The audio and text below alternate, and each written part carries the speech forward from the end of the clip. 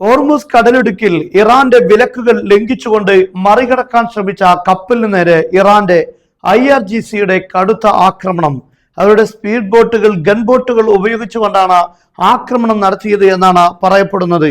Oman കടലിന്റെ ഭാഗത്തുനിന്നും ഏകദേശം 15 നോട്ടിക്കൽ മൈൽ ദൂരെയാണ് ഈ ഒരു ആക്രമണം ഉണ്ടായിരിക്കുന്നത്. ഇതിനുവേണ്ടി ഇറാന്റെ ഗൺ ബോട്ടുകൾ ഉപയോഗിക്കുകയും മാത്രമല്ല വലിയ രീതിയിലുള്ള ഡാമേജ് സംഭവിച്ചിട്ടുണ്ട് കപ്പലിൽ എന്നും പറയപ്പെടുന്നു.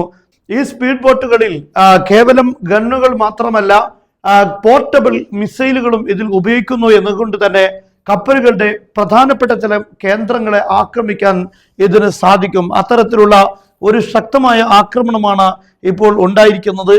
ഈ ആക്രമണം നടന്ന ഭാഗം നമുക്ക് കാണാൻ സാധിക്കും. ഈ ഭാഗങ്ങളിലെല്ലാം ഇപ്പോൾ ഇറാന്റെ ആധിപത്യത്തിലാണ് കടൽ എന്ന കാര്യം വ്യക്തമാണ്.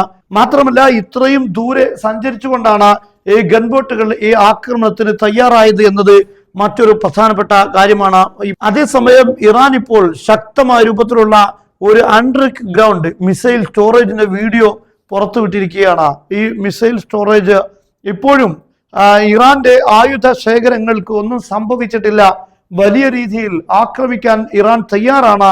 ഈ വെടിനിർത്തൽ അവസാനിക്കുന്ന ഘട്ടത്തിൽ അവരുടെ കൈകൾ ഇപ്പോഴും ട്രിഗറിൽ തന്നെയാണ് എന്നാണ് ഇറാൻ പറയുന്നത്. ഏത് ഘട്ടത്തിലും ഏതൊരു നീക്കങ്ങൾ കണ്ടാൽ പോലും പ്രതികരിക്കാൻ സജ്ജമായിരിക്കുകയാണ് ഇറാൻ എന്ന് വ്യക്തമാക്കുന്നു.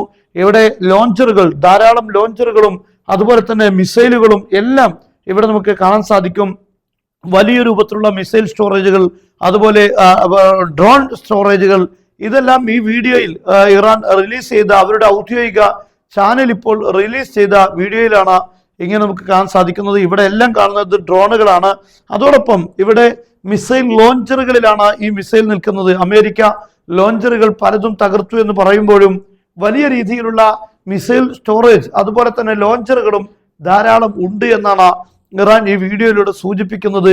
എന്തായിരുന്നാലും ആക്രമണങ്ങൾ ഏതെങ്കിലും രൂപത്തിൽ ഉണ്ടാവുകയാണെങ്കിൽ പ്രതികരണം കടുത്തതായിരിക്കുമെന്നാണ് ഇതിലൂടെ ഇറാൻ മുന്നറിയിപ്പ് നൽകുന്നത്.